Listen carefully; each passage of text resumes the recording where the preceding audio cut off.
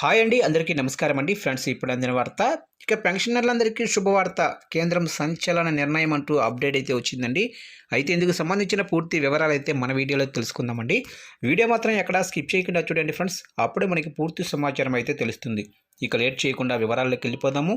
ఇక పీఎఫ్ ఖాతాదారులకు ఒక శుభవార్త.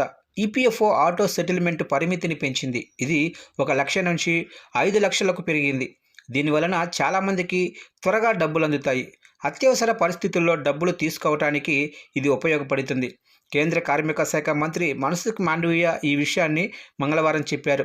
ఈ మేరకు ట్విట్టర్లో ప్రకటించారు. ఈ విధానం ద్వారా క్లెయిమ్లు త్వరగా పరిష్కారం అవుతాయి. ఈపీఎఫ్ఓ క్లెయిమ్ల ఆటో సెటిల్మెంట్ పరిమితిని 5 లక్షలకు పెంచాము. ప్రస్తుతం ఆటో క్లెయిమ్లు ఎలాగైతే 3 రోజుల్లో క్లియర్ అవుతున్నాయో 5 లక్షల వరకు క్లెయిమ్లు కూడా అదేవిధంగా వేగంగా సెటిల్ అవుతాయని అన్నారు. ఇక ఇంతకుముందు కోవిడ్ సమయంలో ఈపీఎఫ్ఓ ఈ ఆటో సెటిల్మెంట్ విధానాన్ని తీసుకొచ్చింది. అప్పుడు 1 లక్ష వరకు మాత్రమే ఆటో సెటిల్మెంట్ ఉండేది. ఎక్కువ మొత్తం కావాలంటే మాన్యువల్ ధృవీకరణ కోసం ఎదురు చూడాల్సి వచ్చేది. దీనివల్ల చాలా సమయం పట్టేది.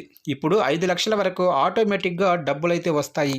ఇక central board of trustees executive committee మార్చి 2025లో ఈ ప్రతిపాదనకు ఆమోదం తెలిపింది. అంతకుముందు మే 2024లో ఈ పరిమితిని 50,000 నుంచి 1 లక్షకు పెంచారు. దీనివల్ల ఫిబ్రవరి 2024లో సుమారు 9 మిలియన్ల ఆటో సెటిల్మెంట్ క్లెయిమ్లు ఉండగా ఫిబ్రవరి 2025లో అవి దాదాపు 20 మిలియన్లకు పెరిగాయి. ఈ ఆర్థిక సంవత్సరం 2025-26లో మొదటి 2.5 నెలల్లోనే 76.52 లక్షల క్లెయిమ్లను ఈపీఎఫ్ఓ ఆటో సెటిల్ చేసింది. ఇది మొత్తం అడ్వాన్స్ క్లెయిమ్లలో 70%గా ఉందని మాండవీయ తెలిపారు.